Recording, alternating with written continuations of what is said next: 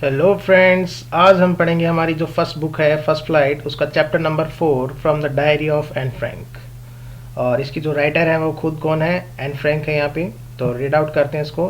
सबसे पहले देखते हैं इसका शॉर्ट डिस्क्रिप्शन।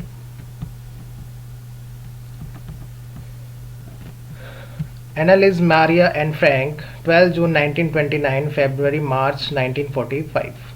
तो थोड़ा सा ध्यान से पढ़ना क्योंकि इसमें बहुत सारी ऐसी चीज़ें हैं जो कि इम्पोर्टेंट हैं। सबसे पहले उसकी जो बर्थ डेट है यहाँ पे 12 जून 1929, और फिर जब वो उसकी डेथ हुई थी 1945 फरवरी मार्च में माना जाता है। वॉज ए जर्मन, वो क्या थी? एक जर्मन में पैदा हुई जेविस गर्ल थी। जेविस गर्ल का मतलब यहाँ पे है यहूदी लड़की थी वो। हु रोड, जिसने लिखा था, मतलब जिसने ये डायरी लिखी थी while in hiding with her family, जब वो छिपी हुई थी अपने परिवार के साथ में। एंड 4 फ्रेंड्स, और 4 जो उसके दोस्त थे उनके साथ में। इन एम्स्टर्डम, कहाँ पे? एम्स्टर्डम में। ड्यूरिंग द जर्मन ऑक्यूपेशन, जब जर्मनी के जो नाजीज थे उन्होंने क्या कर दिया था? अपना अधिकार कर लिया था ऑफ द नीदरलैंड, नीदरलैंड पे, इन वर्ल्ड वॉर सेकेंड के दौरान की ये बात है। और थोड़ा ये भी ध्यान रखना कि जो वर्ल्ड वॉर सेकेंड हुआ था वो कब हुआ था, कब से कब तक हुआ था? 1939 से 1945 तक हुआ था। Her family had move to Amsterdam, और जो उसका परिवार था वो कहाँ चला गया था? एम्स्टर्डम में चला गया था। After the Nazis gain power, जब नाजियों ने क्या कर ली थी? अपनी सत्ता जमा ली थी इन जर्मनी में।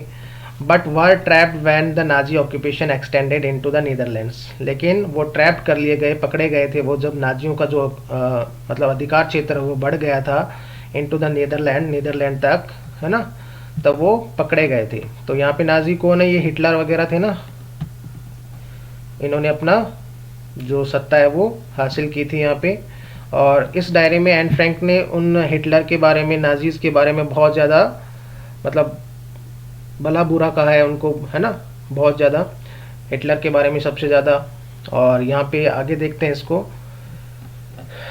As persecutions against the Jewish population increase, और अत्याचार बढ़ता गया। जैसे ही अत्याचार बढ़ता गया ना, किसके अगेंस्ट बढ़ता गया? जैविस, जैविस मतलब यहूदियों के खिलाफ। यहूदी जो पॉपुलेशन थी, जनसंख्या थी, उनके खिलाफ अत्याचार बढ़ता गया।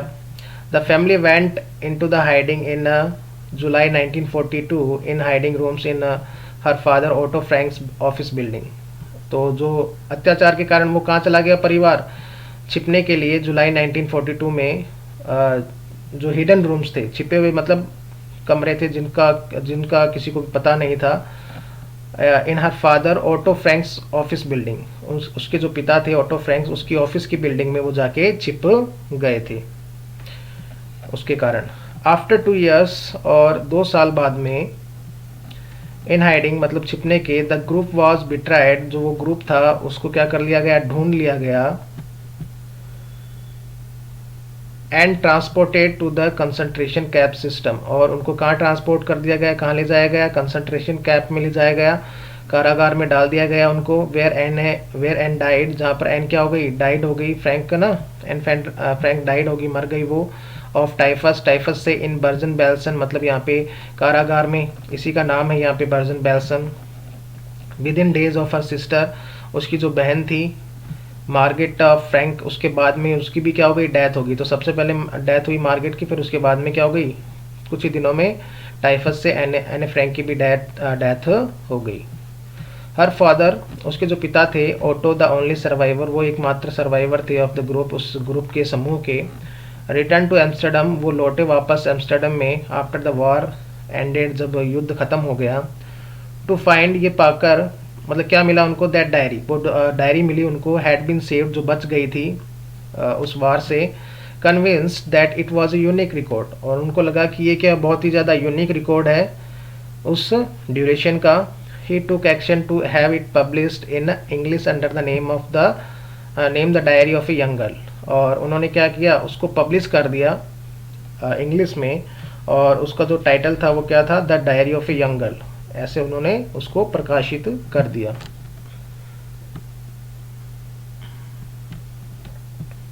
नेक्स्ट है, the diary was given to Anne Frank for her 13th birthday, और ये जो है जो डायरी थी वो एन फ्रैंक को दी गई थी उसके 13th बर्थडे पे। And chronicles the event of her life from 12 June 1942 until it's final entry of 1 अगस्त 1944। मतलब उसमें जो वृत्तांत है वो लिखे गए थे उस डायरी के अंदर, उस उनकी जो घटनाएं थी उसके जीवन की, उसके बारे में लिखा गया था।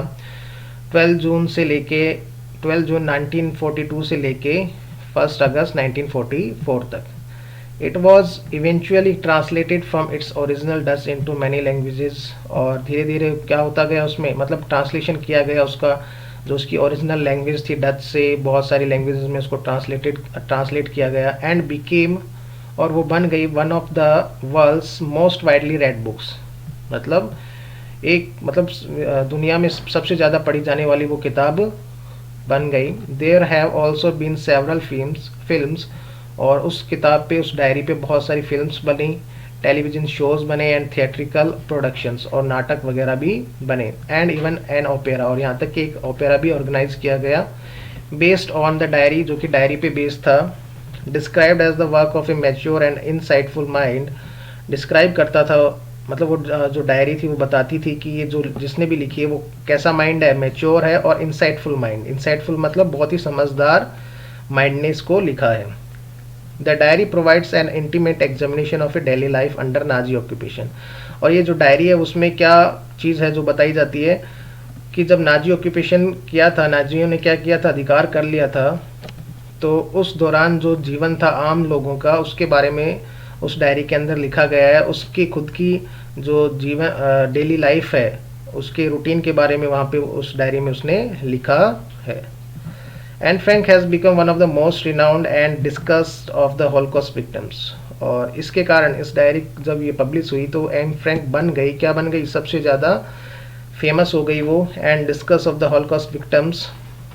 और उसके बारे में मतलब विचार किया जाता था, विचार विमर्श मतलब चर्चा की जाती थी, किसके रूप में, एज अ हॉलोकॉस्ट विक्टिम, मतलब वर्ल्ड वॉर सेकेंड का विक्टिम रही थी ये, है ना, शिकार हुई थी ये, तो बहुत ज़्यादा फेमस हो गई थी एन फ्रैंक इस कारण से। तो ये तो था इसका शॉर्ट डिस्क्रिप्शन, आगे देखते हैं इसको।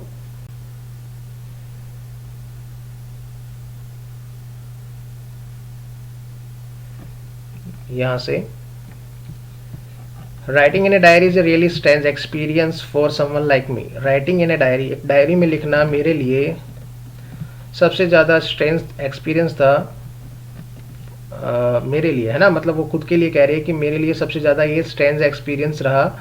नॉट ओनली बिकॉज, इसलिए नहीं क्योंकि I have never written anything before, कि मैंने पहले कभी लिखा नहीं था, ऐसे नहीं था, बट ऑल्सो, लेकिन इसलिए भी था because it seems to me that later on neither I nor anyone else will be interested in the music of a 13-year old school girl. और इसलिए भी था क्योंकि ऐसा लगता था मुझे, ऐसा प्रतीत होता था मुझे, दैट लेटर की बाद में, नीदर आई, ना तो मैं और ना ही और कोई, विल बी इंटरेस्टेड, इसमें रुचि लेगा, इन द म्यूजिक, इन थॉट्स में, इन विचारों में जो मैं डायरी में लिखूंगी, of a 13-year old school girl, एक किसके रूप में, एक 13 साल की स्कूल गर्ल के रूप में। ओ वेल, इट डजेंट मैटर, खैर इससे कोई फ़र्क नहीं पड़ता है। आई फील लाइक राइटिंग, मैं पसंद करती हूँ या महसूस करती हूँ कि मुझे राइटिंग अच्छी लगती है। And I have an even greater need, और मेरे पास में और भी, मतलब इससे भी बड़ी जो आवश्यकता वो है, to get all kinds of things off my chest, कि मैं क्या कर सकूँ, अपने दिल की जो भड़ास है, दिल की जो बातें हैं वो किस पे उतार सकूँ, पेज पे, पेपर पे उतार सकूँ। That is the greater need of Anne Frank. Okay, now next line, paper has more patience than people. बहुत इंपॉर्टेंट लाइन है यहाँ पे कि पेपर पे क्या, पेपर जो होता है उसमें बहुत ज़्यादा धैर्य होता है, किसकी तुलना में, लोगों की तुलना में। मतलब जब हम लिखते हैं तो पेपर बिल्कुल धैर्य होकर उनको सुनते हैं, है ना। आई थॉट, मैंने सोचा, ऑफ दिस सेइंग, इस सेइंग के बारे में, ये जो सेइंग है ना यहाँ पे उसने कहा है कि पेपर में क्या होता है, ज़्यादा पेशेंस होता है पेपर लोगों की तुलना में, लोग सुन नहीं पाते हैं, पेपर क्या करते हैं, धैर्य के साथ सुनते रहते हैं। तो इस सोच के बारे में, इस सेइंग के बारे में उसने कब सोचा था, on one of those days, उन दिनों में सोचा था, when I was feeling a little depress, जब एन फ्रैंक ने क्या महसूस कर रही थी, थोड़ा सा डिप्रेस महसूस कर रही थी, एंड वॉज सिटिंग, और वो बैठी हुई थी, एट होम घर पे with my chin in my hands. वो कह रही है कि मैं अपनी चिन को रखे हुई थी, कहाँ पे रखी हुई थी, अपने हाथों पे रखी हुई थी और सोच रही थी, है ना, बोर हो गई थी। एंड लिस्टलेस, और एनर्जी लेस हो गई थी बिल्कुल ही।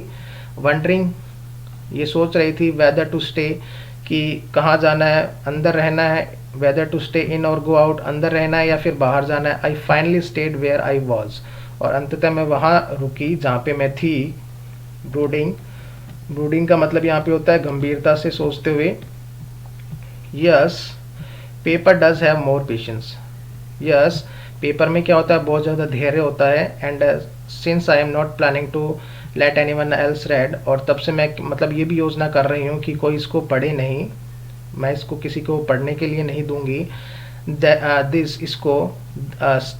This stiff backed notebook grandly refer to as a diary. इस स्टिफ बैग्ड नोटबुक को, ये जो एक नोटबुक है ना, ये गत्ते वाली जो नोटबुक है ना, कठोर, जो कि जो कि कैसे जानी जाती है, एक डायरी के नाम से जानी जाती है। मैं इसको किसी को पढ़ने के लिए नहीं दूंगी, और कब तक नहीं दूंगी, unless I should ever find a real friend, जब तक कि मुझे कोई रियल फ्रेंड नहीं मिल जाता है तब तक मैं इसको पढ़ने के लिए किसी को भी नहीं दूंगी। It probably want make a bit of difference. It probably, शायद इसका कोई भी मतलब कोई डिफरेंस नहीं होगा, कोई भी इसका प्रभाव नहीं पड़ेगा इस चीज़ में। किस चीज़ का, कि मैं डायरी में लिख रही हूँ या मैं किसी रियल फ्रेंड को अपनी बात बता रही हूँ।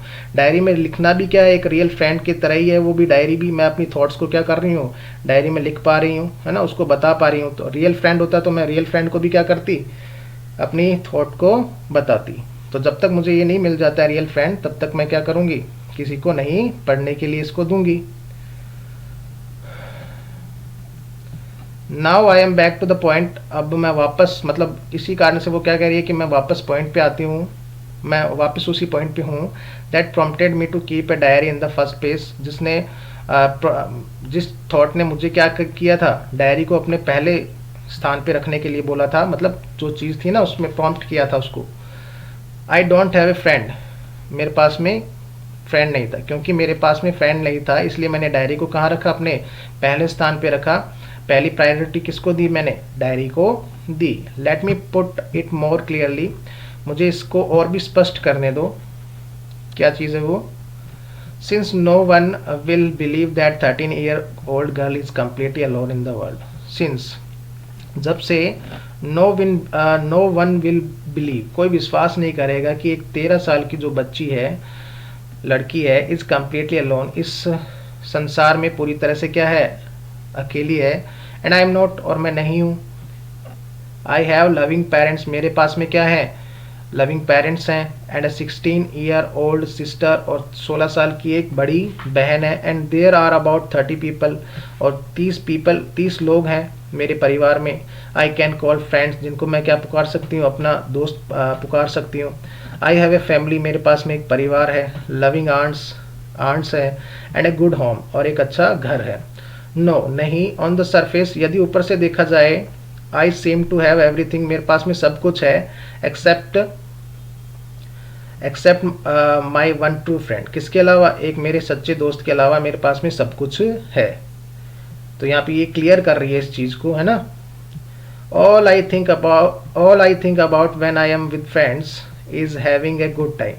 मैं जो सारी, मतलब जो चीज़ मैं सोचती हूँ जब मैं किसके साथ में होती हूँ, अपने दोस्तों के साथ में होती हूँ, कि मैं अच्छा समय बिताऊँ उन दोस्तों के साथ में, यही मैं चीज़ सोचा करती हूँ। I can't bring myself to talk about anything but ordinary everyday's thing. I can't bring myself, मैं अपने आप को, मतलब बात करती हूँ अबाउट एवरीथिंग, सभी चीज़ों के बारे में बात करती हूँ, मैं नहीं कर सकती हूँ सभी चीज़ों के बारे में। इस लाइन को दोबारा देखते हैं। I can't bring myself to talk about anything but ordinary everyday things, मतलब मैं जो साधारण जो बातें होती है, रोज़ की जो बातें होती है, उनके अलावा मैं और कोई बात उनके साथ में शेयर नहीं कर पाती हूँ। किनके साथ में, अपने फ्रेंड्स के साथ में। तो ये इस लाइन में ऐसा कहा गया है। We don't seem to be able to get any closer, हम मतलब कभी भी ऐसे नहीं लगते हैं कि हम बिल्कुल नज़दीक आ गए हों। दोस्तों के बारे में वो कह रही है। एंड दैट्स द प्रॉब्लम, और यही क्या है, सबसे बड़ी प्रॉब्लम है। Maybe it's my fault, हो सकता है कि इसमें मेरी गलती हो। That we don't confide in each other, कि हम क्या नहीं कर पाते अपने एक दूसरे को अपनी जो पर्सनल थिंग्स है उनको नहीं बता सकते हैं। इन एनी केस, किसी भी रूप से। That's just how things are, और यही है, इस प्रकार से ही चीज़ें हैं ये। एंड अनफॉर्चुनेटली, और दुर्भाग्यवश, they are not liable to change. This is why I have started the diary. और ये बदलने वाली भी नहीं है ये चीज़ें, अनफॉर्चुनेटली। मतलब वो जैसे कि युद्ध चल रहा था, तो अब उसके जो दोस्त हैं वही सीमित रह गए थे, और कोई दोस्त बनने वाला था नहीं। और इसीलिए उसने क्या स्टार्ट कर दिया, लिखना, डायरी लिखना स्टार्ट कर दिया। ये भी कारण था उसका डायरी लिखने का भी। आगे है, to enhance the image of this long awaited friend in my imagination, I don't want to jot down the facts in this diary the way most people would do, but I want the diary to be my friend, and I am going to call this friend Kitty. To enhance the image of this long awaited friend, मतलब enhance enhance मतलब बढ़ाने के लिए, the image of this long awaited friend in my imagination, मतलब image को बढ़ाने के लिए, जो मेरा अभी तक मैंने मतलब लंबे समय से मैं इंतज़ार कर रही थी जिस दोस्त का, उसकी इमेज को बढ़ाने के लिए मैं क्या नहीं करूँगी, I don't want to jot down, मैं लिखूंगी नहीं उसके अंदर the facts in this diary, इस डायरी के अंदर, the way most people do, जिस तरह से अधिकतर लोग किया करते हैं। अपनी डेली रूटीन से रिलेटेड चीज़ें हैं, अपने फैमिली से रिलेटेड चीज़ें हैं, वगैरह वगैरह, वो लिख दिया करते थे। जो होता रहता था वो कंटिन्यू करते रहते थे। But I want to diary to be my friend, लेकिन मैं चाहती हूँ कि मैं क्या करूँ, इस डायरी को अपना दोस्त बना लूँ। And I am going to call this friend, और I am going to call this friend Kitty, और मैं इस फ्रेंड को क्या पुकारूंगी, क्या नाम दूंगी, किटी करके नाम दूंगी। ठीक है फ्रेंड्स, इस पार्ट में हम इतना ही पढ़ेंगे, नेक्स्ट पार्ट में इस चैप्टर को हम कंप्लीट कर लेंगे। Okay, thank you.